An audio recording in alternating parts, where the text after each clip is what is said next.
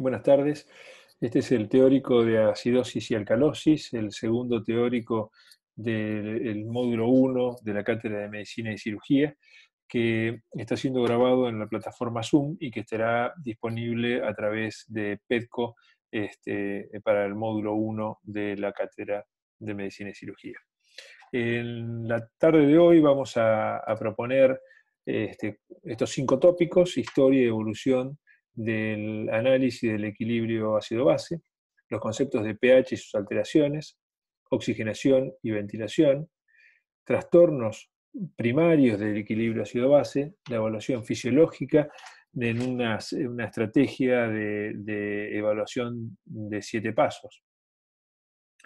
Recién en el siglo XVII, a través de la Ley General de los Gases, se identificó las relaciones de las propiedades de los gases entre la presión, el volumen y la temperatura. Así es que se identificó que el producto de la presión por el volumen sobre la temperatura era igual a una constante, y que si uno de estos parámetros se consideraba estable, la relación se mantenía entre ellos dos. Pero no fue hasta casi 3 siglos después, en principios inicialmente del 1900, cuando se identificó la importancia del dióxido de carbono como un componente buffer fisiológico en su equilibrio con el ácido carbónico y el bicarbonato. El año siguiente, el concepto de concentración de hidrogeniones y la definición de pH como una forma de expresar la concentración de tan pequeñas cantidades de ácidos libres, de protones, hizo que ya empezáramos a comprender algo del equilibrio de los ácidos y las bases en la fisiología del organismo. Pero no fue hasta 1952 que se consideró la importancia de incorporarlo en el monitoreo de los pacientes que cursaban un postoperatorio. Sobre el final de esa década se consideró las necesidades de entender al bicarbonato como una concentración en términos fisiológicos, y también el concepto de exceso de ácido o exceso de base, se llamó en realidad, para entender cuán lejos estaba el desequilibrio. Pero debieron pasar 20 años más para que este análisis de los principales gases y de los ácidos y bases en nuestro organismo tuvieran un real sentido para la clínica, para la clínica asistencial. Esto fue en conjunto con problemas sanitarios muy, muy importantes. Estábamos hablando de la década del 50. En la década del 50 existió una pandemia de poliomielitis, donde niños muy jóvenes que se contagiaban de un virus de transmisión orofecal tenían necesidad de entrar en respiradores artificiales, lo que se llamaban pulmones de hierro, porque cuando esta afección en la médula llegaba digamos, a zonas vulvares y hacía que se paralizaran los centros de ventilación y requerían presiones negativas para poder insuflar sus pulmones. Esta es la imagen que les dejo para que después comparen con otra posterior. Pero 10 años o 15 años después empezaron a identificarse que algunas personas que sobrevivían a cuadros severos de trauma o de infecciones importantes, o que debían ser politransfundidos,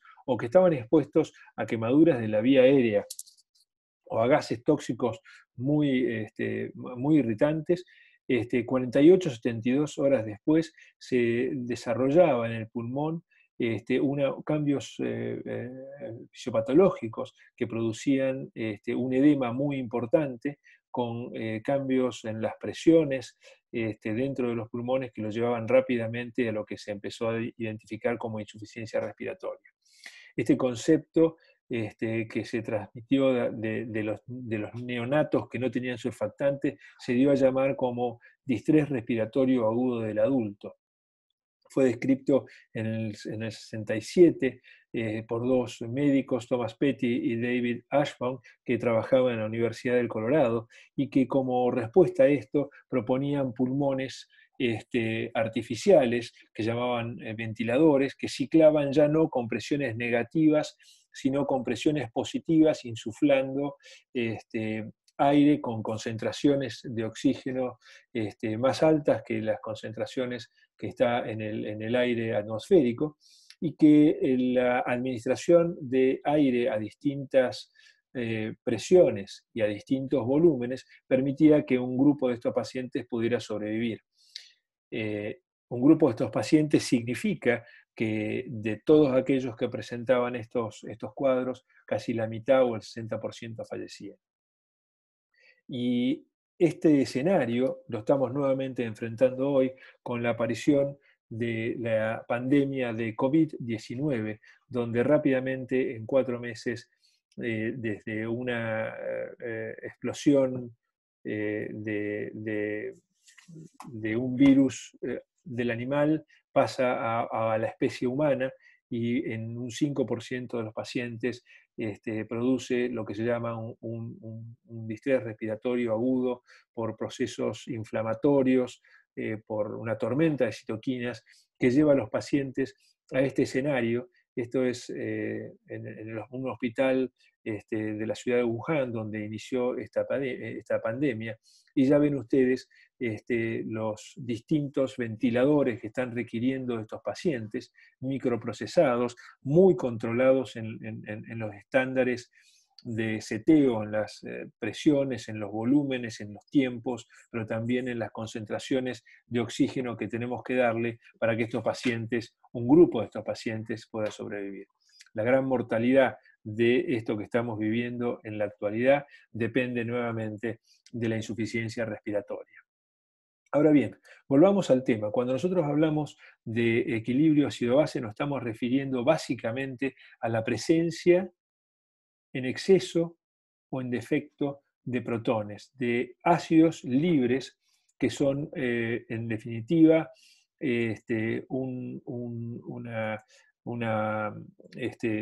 un átomo de hidrógeno con su carga positiva, fácilmente intercambiable entre sustancias que la ceden o que la captan. Y el principal elemento, el principal buffer que permite tomarla o cederla es el ácido carbónico en equilibrio con, por un lado, con el dióxido de carbono, un gas que ya veremos de dónde proviene, y por otro lado con el bicarbonato que se genera a partir de la liberación de ese protón en ese ácido débil. Y cuando nosotros hablamos de este equilibrio, en realidad estamos hablando de un equilibrio muy delgado, muy fino, porque observen ustedes, la concentración que tenemos normalmente en nuestro organismo, que se expresa como el pH, y el pH expresa el logaritmo inverso de esta concentración, significa que tenemos 40 nanoequivalentes por litro, o sea, 40 mil millonésimas partes de un equivalente por litro de sangre, con una variación de más o menos el 10%. O sea que entiendan ustedes que el equilibrio y el ajuste de esta concentración ácida es extremadamente delicada y solamente posible gracias al mantenimiento del metabolismo aeróbico en nuestro organismo. Cuando nosotros definimos esta relación, lo hacemos a través de la ecuación que diseñó Henderson y Hasselbalch, en el cual concibe que el pK, la constante de disociación de este equilibrio, es de 6.1, y en el cual la relación entre el bicarbonato y el ácido carbónico o dióxido de carbono disuelto en agua es de una relación de 24 de bicarbonato, 40 milímetros de mercurio, con una constante de solución de 0.03 en sangre, o sea, en plasma, disuelto, ¿no? Así es que cuando ustedes observan esta ecuación matemática, identifican claramente por qué el punto de equilibrio para esto es el pH 7.4, ligeramente alcalino para nuestro organismo. Observen ustedes aquí que la constante disociación de este sistema estaría alrededor de 6.1, pero que nosotros trabajamos fundamentalmente alrededor de 7.4. Necesariamente esto requiere un equilibrio con producción de energía y que esa energía sea asignada en parte al mantenimiento de este equilibrio. Una forma simplificada de expresarlo es a través de la aproximación de Cassirer y Fleig, en la cual identifican que la relación entre la presión parcial arterial de dióxido de carbono y el bicarbonato, multiplicado por un factor que rápidamente lo expresaremos y que está expresado en 24, nos lleva claramente a un valor a la derecha del pH que es equivalente a la concentración en nanoequivalentes de protones. Ese coeficiente de 24 está expresado en que el ácido carbónico disuelto está aproximadamente en 800 nanomoles, que a un pK de 6.1 tiene un coeficiente de disolución de 0.03, y ese coeficiente de disolución dividido por milimoles nos lleva a tener el número mágico de 24. Durante mucho tiempo teníamos un formato de análisis de este equilibrio ácido-base a través de esta cartilla que diseñó Sigurd Andersen, en la cual identificaba personas que tenían PCO2 de 50, por ejemplo, PCO2 alta por encima de los valores normales, y un bicarbonato de 20, claramente estas dos líneas los llevaban al punto que identificaban que estaba en acidosis respiratoria aguda, o lo que nosotros llamamos hipercapnia aguda. Si los pacientes tenían, por el contrario, un bicarbonato bajo y una PCO2 también disminuida, de 22, esto los llevaba a identificar una acidosis metabólica con un pH bajo, por supuesto. Todo lo que ustedes ven en rojo tiene que ver con pHs menores del valor normal, y todos los que van a ver a la derecha a continuación será a consecuencia de pHs alcalinos, de valores por encima de lo normal. Cuando nosotros identificamos una persona que tiene una PCO2 baja con hiperventilación, lo llamamos que tiene hipocapnia, y los cambios en el bicarbonato, si bien tienden a ser en el sentido opuesto, esta alcalosis respiratoria, si es aguda, de reciente comienzo, tiene un retraso, un delay en la respuesta metabólica, que vamos a ver que el bicarbonato que se va a observar va a ser ligeramente disminuido, pero va a ser normal.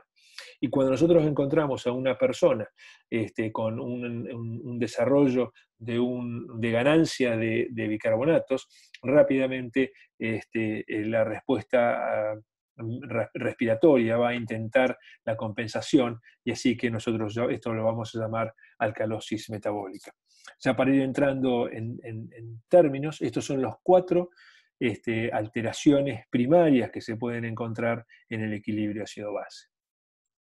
Para nosotros obtener estas alteraciones necesitamos hacer una medición de una muestra arterial con el objeto de evaluar en este medio, que es un medio oxigenado y que se ha liberado de la producción de dióxido de carbono, de estos valores. Y en base a esto, esta muestra de sangre arterial, nosotros podremos tomar estas condiciones. Esta muestra de sangre arterial requiere una serie de estándares que deben ser hechas con muchísimo cuidado para no tener errores preanalíticos. Esto significa errores que se pueden producir antes del análisis de la muestra.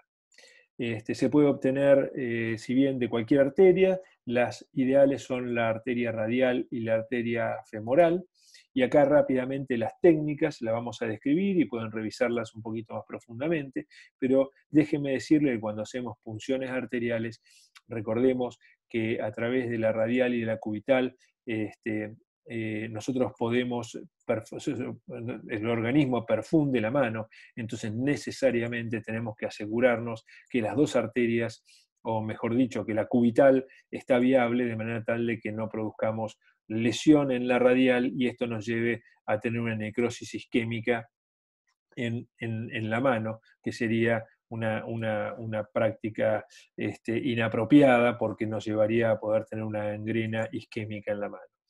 La compresión de las dos arterias en forma simultánea y la liberación de la radial haría que nos lleve a una recuperación de la perfusión en menos de 7 segundos y esto nos asegura que podemos punzar la radial. Para nosotros punzar la arteria femoral la buscamos justo por debajo del ligamento inguinal, en la parte media del mismo, con la palpación identificamos a la arteria, recordar que por dentro está la vena y que la punción debe ser realizada en dirección cefálica, con una inclinación de 45 grados en dirección cefálica. Y cuando hacemos esta determinación, recordemos que los sensores que vamos a utilizar van a medir solamente el pH, la presión parcial de oxígeno, la presión parcial de dióxido de carbono, ambos disueltos en la sangre, e indirectamente se va a estar estimando el bicarbonato, el exceso de base y la saturación de oxígeno, aunque como veremos, hoy en día contamos con instrumentos que permiten una medición directa de saturación de oxígeno. Estos son los valores normales que nosotros podemos obtener en la sangre arterial. Es la columna que está identificada como arterial a la izquierda, pero también recordemos que en términos digamos, de una orientación, también podemos obtener algunos datos importantísimos de la medición de estos valores de la sangre venosa. Cuando nosotros nos enfrentamos a hacer la medición y el análisis, pensemos que cuando instrumentamos cualquiera de estos procesos fisiológicos bajo el análisis, pensemos que utilizaremos la ecuación descrita por Henderson-Hasselbalch para análisis del estado ácido-base. Para evaluar la oxigenación, evaluaremos no solamente el contenido de gas arterial, y si queremos profundizar un poquito más, pero no lo vamos a analizar acá, tenemos que pensar en el contenido arterial de oxígeno y eventualmente la disponibilidad de oxígeno periférico, o sea, es no solamente cuánto carga de oxígeno en la sangre, sino cuánto transporta, cuánto se extrae de oxígeno y cuál es la relación entre el transporte y el consumo de oxígeno. Situaciones que quizás sean más oportunas en análisis de otros momentos en los cuales podríamos analizar la presencia de síndromes de shock. Y cuando hablamos de la presión parcial de dióxido de carbono, estamos hablando de evaluar la ventilación alveolar. O sea que 3 conceptos básicos. Ecuación de Henderson-Hasselbalch, miramos en general el estado ácido-base, metabólico y respiratorio, los trastornos metabólicos, los trastornos respiratorios. Cuando hablamos de gas alveolar o de contenido de oxígeno, hablamos de oxigenación, el sustrato necesario para la producción de energía en medios y en escenarios fisiológicos aeróbicos. Y finalmente, cuando hablamos de dióxido de carbono, nos estamos refiriendo a la ventilación. Entonces, recordemos cuando analizamos que los datos primarios que nosotros vamos a obtener son el pH, la PO2 y la PCO2, y que como subrogantes obtendremos el exceso de base, el bicarbonato estándar y también la saturación de oxígeno. El primer concepto que nosotros tenemos que pensar es si la muestra obtenida de sangre es una muestra válida y si no tiene errores preanalíticos. Y entonces, a partir de la aproximación de Kayserer y Blake, que ya planteamos, nosotros nos proponemos y observamos el pH de la muestra y decimos, los decimales del pH, los valores a la derecha de la coma, tendrán que corresponder a 80 menos 24 por PCO2 sobre este bicarbonato. Si esta ecuación nos da el valor que nosotros obtenemos en el pH, podemos decir que esta muestra es coherente. Si este valor no se ajusta al pH obtenido en la muestra, diremos que es una muestra no es coherente y que por lo tanto no puede ser analizada. Pasemos entonces al primero de los conceptos, oxigenación. Cuando hablamos de oxigenación, nosotros pensamos en medirla a través de la sangre arterial, la presión arterial de oxígeno, que es la presión del oxígeno disuelto en la sangre. Pero recordemos que solamente el 0,03 del oxígeno que transporta nuestra sangre va disuelto. El 97% viene ligado a la hemoglobina, ya que la hemoglobina es el transportador fundamental y es el que lleva los grandes volúmenes de oxígeno a su sangre. Sin embargo, la PO2 nos da un dato muy, muy valioso en términos de la capacidad que tiene el pulmón, el capilar y el intersticio de transferir gases al torrente sanguíneo y que puedan estar disponibles para producir los procesos metabólicos. Los valores normales de la presión parcial arterial de oxígeno va a variar mucho con los niveles del mar. Por supuesto que siempre tenemos que referirnos a los valores que corresponden al aire ambiente a nivel del mar. Si nosotros alteramos el nivel, o sea, si nos vamos más alto en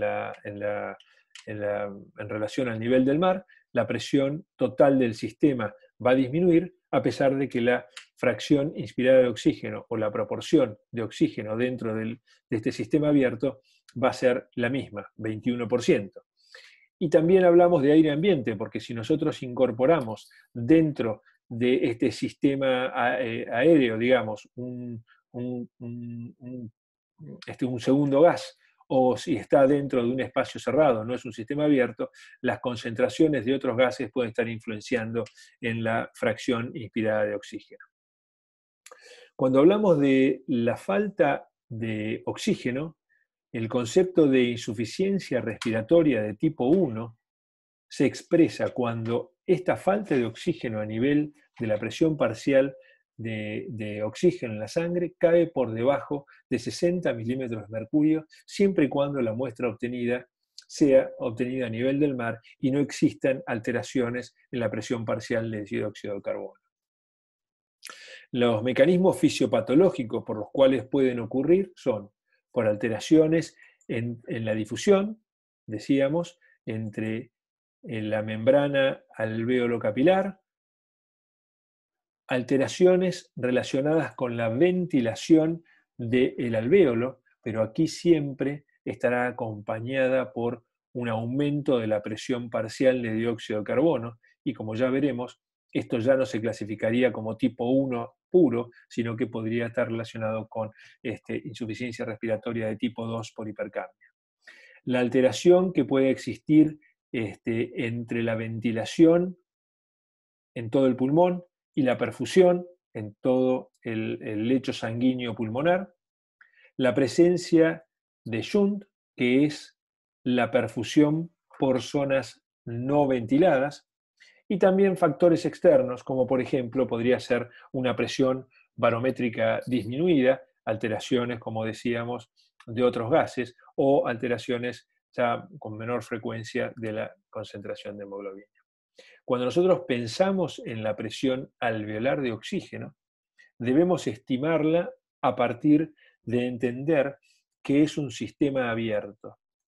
el sistema abierto, en un sistema abierto, la presión de un gas va a estar ejercida por la columna de gas hasta el nivel donde se encuentra el punto de medición. Esto es, a nivel del mar, es por la presión del aire a nivel de una atmósfera. Por eso, el primer concepto es presión barométrica. Y debemos además considerar que cuando el aire ingresa dentro de nuestro organismo, que está a 37 grados, y es un medio fundamentalmente acuoso, se va a encontrar con un gas agua, un gas vapor de agua que está presente y por lo tanto desplaza en parte a los otros componentes, y esta presión parcial del vapor de agua a 37 grados es de 47 milímetros de mercurio. Esta ecuación se completa por la fracción inspirada de oxígeno, que la fracción inspirada de oxígeno en aire ambiente y sin que medie otro gas contaminante será de 0,21, esto es, que el 21% del sistema lleva oxígeno, pero cuando ese aire ingresa dentro de nuestros alvéolos, se va a encontrar con un tercer gas que no es ya presión, que no es el oxígeno ni el vapor de agua, que es el dióxido de carbono. Este dióxido de carbono, como se mantiene en un sistema abierto, desplaza al resto de los gases, por lo tanto la fórmula se completa con la resta de la presión parcial de dióxido de carbono dividido por un factor 0,8, que es el cociente respiratorio, que ya vamos a ver que está expresando a la relación en la cual se produce dióxido de carbono por o sea, cuánto dióxido de carbono se produce por consumo de oxígeno en un escenario de sustratos metabólicos estándares, homogéneos, y con disponibilidad plena de oxígeno. Cuando nosotros analizamos el gas en la arteria, debemos entender que hay una pequeña diferencia de lo que puede existir en el alvéolo. Y esto tiene que ver con que las funciones o las relaciones que existen entre la ventilación y la perfusión en el pulmón no son perfectas, más aún cuando están avanzadas la edad. Por lo tanto, existe lo que nosotros analizamos como es la diferencia alvéolo arterial, la diferencia en lo que nosotros estimamos que debe haber de presión parcial alveolar de oxígeno con la que nosotros medimos en la arteria. En forma conceptual, si existe una diferencia alvéolo arterial de oxígeno mayor de 20, debemos considerar que existe un mecanismo fisiopatológico de alteración BQ o de Shunt. Y por el contrario, si nosotros observamos que tenemos una relación de diferencia alvéolo arterial de oxígeno menor de 20, seguramente estaremos relacionándolos con una alteración en la oferta en la disponibilidad de oxígeno, y generalmente tiene que ver con un aumento de la presión parcial de dióxido de carbono. Dijimos que solamente el 0,3% del oxígeno transportado en la sangre es en forma disuelta. Y esto es porque nosotros contamos con una molécula que es la molécula de hemoglobina dentro de los eritrocitos, que está ampliamente disponible. Ustedes ya conocen por fisiología que es esta globina que tiene un grupo M, que tiene hierro dentro de su grupo, que es muy afín al oxígeno. Sabemos que existen 4 cadenas de hemoglobina, que la hemoglobina adulta por lo general tiene 2 grupos alfa y 2 grupos beta que pudieran existir, y que normalmente sin la presencia de oxígeno esta hemoglobina está en un estado, una proteína que está en estado tenso, y que con la presencia de oxígeno hay cambios en la estructura cuaternaria. Esta hemoglobina entra en un estado de menor tensión metabólica y genera cambios en la estructura cuaternaria y se hace cada vez que recibe más afín al oxígeno y hasta llegar a 150 más veces afín al oxígeno. Esto también ocurre, recordemos, en el caso de si lo exponemos a monóxido de carbono, que también es muy afín. En resumen, cuando nosotros tenemos la hemoglobina en estado reducido, sin oxígeno, en estado tenso, digamos, sin oxígeno, esta sería la estructura. Cuando nosotros la exponemos al oxígeno, hay cambios en la estructura cuaternaria, se modifican la forma, el tamaño y las relaciones estereoespaciales entre las proteínas y hace que también cambie sus características reológicas, por lo tanto cambia el color. Esta es, digamos, el key, lo central que nosotros tenemos para poder realizar una medición de la saturación o del porcentaje de hemoglobina que está unida a oxígeno. Esta es la conocida S-Italia que describe la saturación de la hemoglobina en la presencia de mayores concentraciones de hemoglobina y cuántos son afectados esta curva de disociación por factores como el 2,3-difosfoglicerato, el dióxido de carbono y la temperatura. Lo cierto es que a medida que la hemoglobina tiene más disponibilidad de oxígeno y está más saturada, cambia su color por estos cambios en la estructura cuaternaria, y al cambiar el color nos permite a nosotros tener un conocimiento a través de la exposición de una luz infrarroja conocida, a través de la cual en territorios que permitan ser atravesadas por esta luz, el único cambio que se genera en función del tiempo es la presencia de hemoglobina con oxígeno.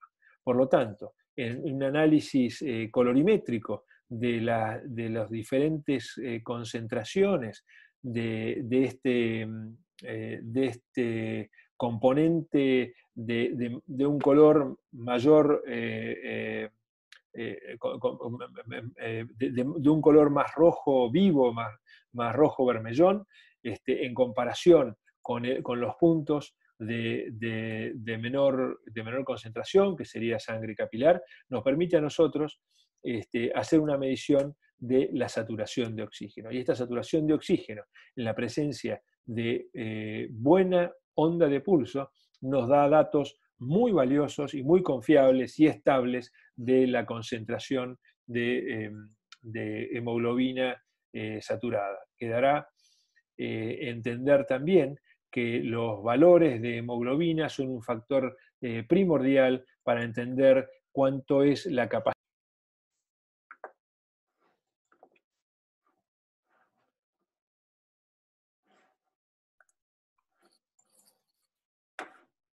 Muy bien, después de una pequeña interrupción del sistema, vamos a dar continuidad, digamos, al teórico. Estábamos concluyendo el tema de la saturación de la hemoglobina. Cuando hablamos de dióxido de carbono, estamos hablando de un gas que se produce como consecuencia del metabolismo aeróbico. Esta producción de dióxido de carbono, que es muy importante a lo largo de todo el día, es probablemente el metabolito más importante de producción de nuestro organismo y que nos permite mantener, como decíamos, un metabolismo aeróbico. Se produce cerca de 20.000 milimoles por día, y el equilibrio dentro de nuestro organismo se produce, por un lado, por la producción y por otro lado, por la ventilación alveolar, en forma tan significativa que la relación entre la PCO2 y el volumen minuto ventilatorio es una relación inversa que mantiene nuestro organismo en forma muy estrecha. Es también importante decir que la producción de este dióxido de carbono está fundamentalmente en relación al consumo de oxígeno, pero también al sustrato de producción de energía que nosotros utilizáramos. Nuestro organismo fundamentalmente utiliza productos relacionados con la glucosa, para entrar bien en el ciclo de Krebs a través de ácido acético-A, digamos, y cuando se mantiene un equilibrado producción de energía a través de estos sustratos, el cociente respiratorio es de alrededor de 0,8. Esto significa que se producirán 8 moléculas de dióxido de carbono por cada 10 moléculas de oxígeno que estemos consumiendo. Y el equilibrio que nosotros mantenemos con un ajuste muy fino es de una presión parcial de dióxido de carbono de aproximadamente 40 milímetros de mercurio en nuestro territorio arterial. Y como decíamos, esta relación entre la presión parcial de dióxido de carbono, considerando una producción estable, depende de la ventilación alveolar. Y la ventilación alveolar es la relación que existe entre la ventilación total minuto y a lo que se le resta la ventilación por espacio muerto. Cuando el paciente tiene una disminución en este volumen minuto ventilatorio y por ende en la ventilación alveolar, el gas dióxido de carbono se va a acumular en nuestro organismo y rápidamente se va a estar expresando como hipercapnia y se expresa en el sistema respiratorio como hipoventilación. Cuando por el contrario esta persona hiperventila, aumenta su frecuencia respiratoria o aumenta su volumen ventilatorio, volumen minuto ventilatorio, lo estaríamos llamando en estado de hiperventilación y la consecuencia será la hipocapnia. Entonces, cuando nosotros encontramos a un individuo que está con un aumento de la presión parcial de dióxido de carbono mayor de 50 milímetros de mercurio, estaremos diciendo que estamos en antiacidosis respiratoria, hipoventilación y por lo tanto una insuficiencia respiratoria de tipo 2, que se da solamente en dos circunstancias. Y la primera es la hipoventilación alveolar y la segunda es la severa alteración entre la ventilación y la perfusión que se dan en patologías respiratorias muy severas. Cuando nosotros hablamos de oxígeno y dióxido de carbono, tenemos que recordar que este intercambio se da fundamentalmente entre el alvéolo, donde se obtiene del aire que inspiramos el oxígeno y se exhala, se elimina dióxido de carbono, y esto va a través del eritrocito por algunos mecanismos relativamente sencillos, pero que tienen mucho que ver con los equilibrios que se genera con la hemoglobina, y en los tejidos ocurre justamente lo contrario. Se cede oxígeno y se obtiene dióxido de carbono, que en su gran mayoría se va en forma de dióxido de carbono y de bicarbonato. Muy poco de ellos va disuelto y un 5% va unido a proteínas plasmáticas. Entonces, esta relación que tenemos entre el dióxido de carbono con ácido carbónico y a través de la ligrasa carbónica con el equilibrio con el bicarbonato, debemos recordar que fue identificado por Henderson Hasselbalch en esta relación mágica de 24 a 40 que permite mantener el sistema buffer en un pH de 7,4, la concentración de protones.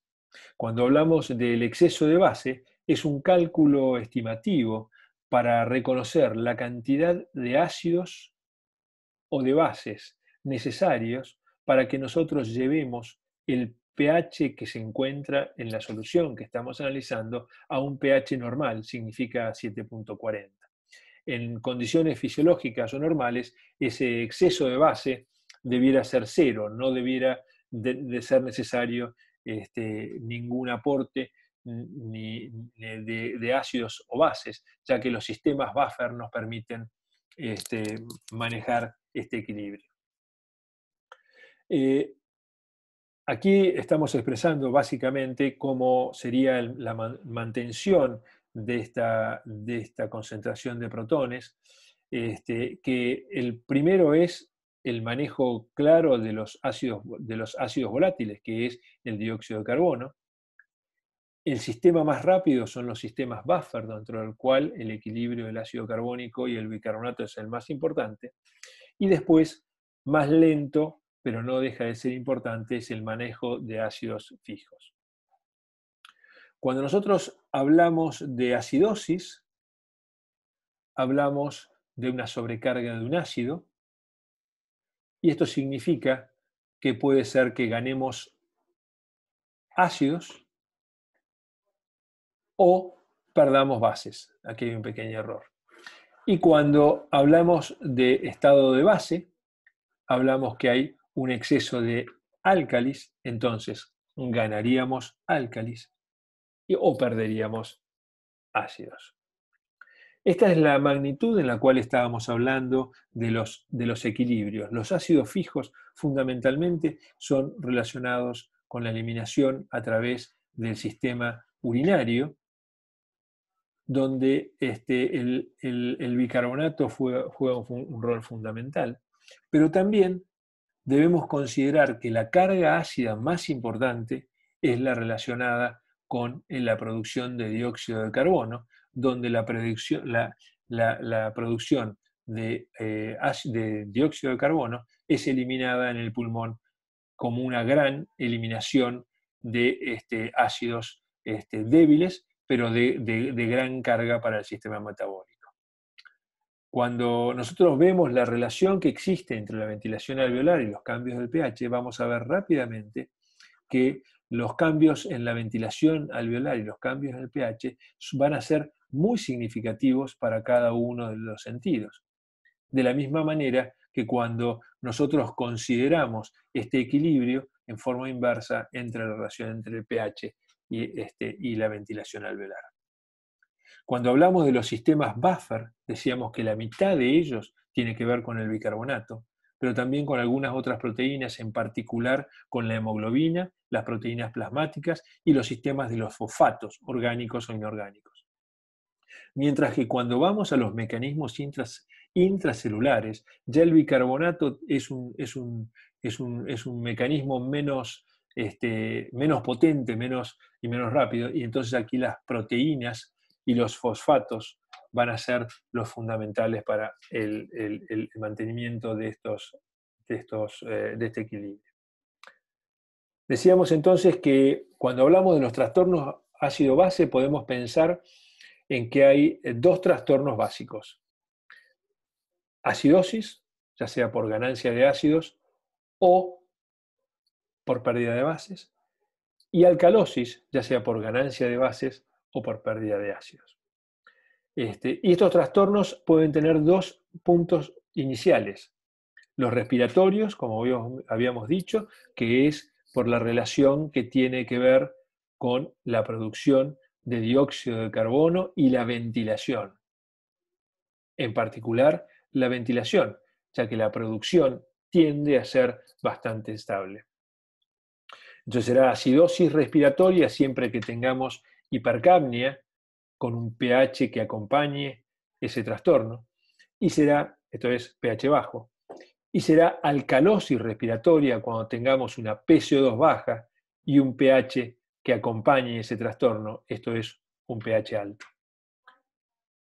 Cuando los trastornos primarios tienen que ver con procesos metabólicos, estamos hablando que tendremos alcalosis cuando tenemos un pH elevado y aumento de los bases o pérdida de ácidos, y tendremos acidosis metabólica cuando tenemos ganancias fundamentalmente de ácidos y en menor cantidad algunas pérdidas de bicarbonato, como ya vamos a ver.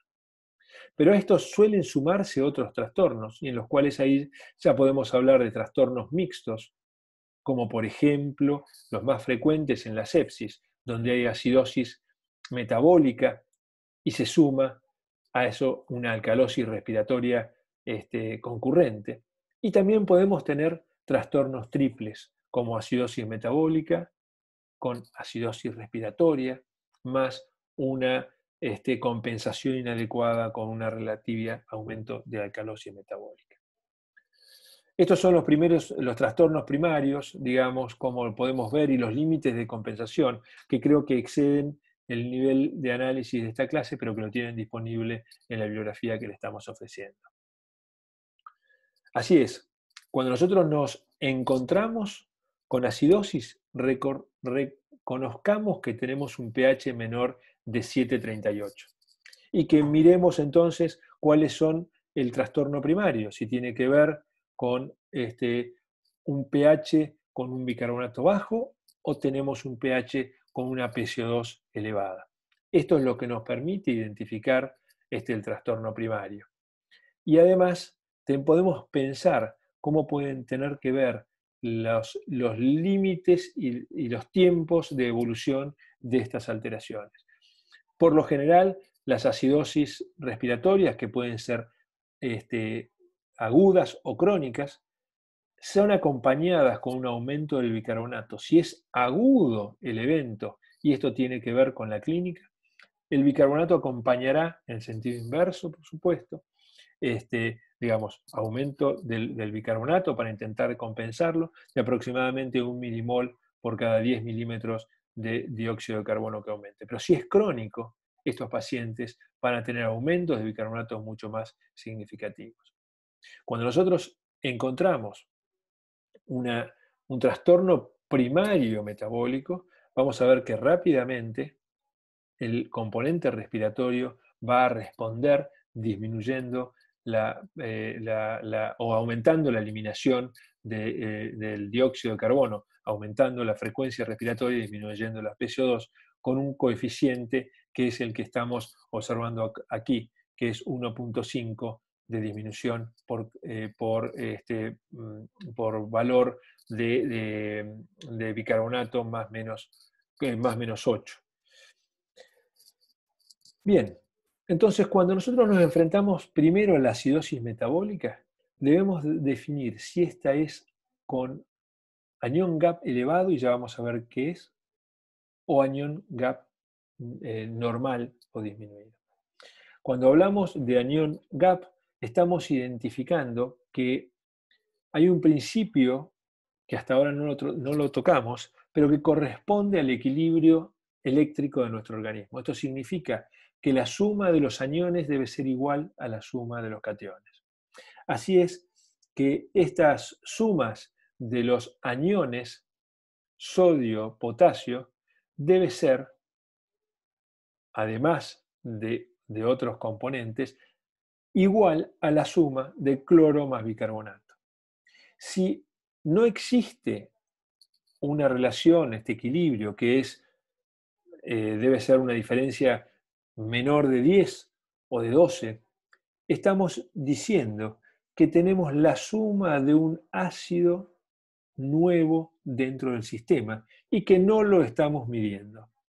Entonces, cuando la relación entre fundamentalmente el sodio más el potasio, menos el cloro y el bicarbonato, nos da mayor de 12, tenemos que pensar que tenemos algunos de estos componentes aquí dentro. En particular, los glicoles, la presencia de oxiprolina o piroglutamico cuando hay intoxicación con paracetamol, de alguna forma de los ácidos lácticos, o la presencia de metanol o de aspirina, de insuficiencia renal, de la destrucción muscular masiva como la rhabdomiólisis, o la más frecuente de todas, la presencia de cetoacidosis, como por ejemplo en el caso de la cetoacidosis diabética. Recuerden entonces, si la relación de anión GAP es mayor de 12, recuerden el término, el acrónimo Goldmark, para tratar de identificar a todos los factores que pueden estar causándolo. También es posible que en algunas circunstancias, ya lo vamos a ver, pensemos en buscar ese anión faltante en el sistema urinario. El sodio y el potasio tiene que ser una relación de aproximadamente de 6 con el cloro, y esto no debe estar en presencia de anión GAP aumentado en el organismo, digamos, en la sangre. Normalmente hay más cloro que sodio y potasio. O sea, nosotros excretamos amoníaco, y entonces, como está expresado acá, como cloruro de amonio. Si es positivo, significa que hay acidificación en la orina anormal, y esto significa que está entrando ácidos por una manera distinta a la que es la fisiológica. Entonces, cuando hablamos de acidosis metabólica, pensemos primero en anión GAP. Si el anión GAP está elevado, recordemos el concepto, la mnemotecnia de Goldmark, y si es normal, pensemos en el GAP urinario. Si este es positivo, generalmente mayor de 5 o 6 puntos, pensemos en alteraciones en la excreción del amonio en el tubo contorneado distal, y si es negativo, pensemos en que hay pérdidas que probablemente tengan que ver no con ganancia de ácido, sino con pérdidas de bicarbonato, como por ejemplo en la diarrea, en la hipercloremia o en la acidosis tubular renal proximal. Por el otro lado, cuando tenemos alcalosis, y esto significa un pH mayor de 7,40, ya sabemos claramente que la respiratoria tiene que ver con hiperventilación, con hipocapnia.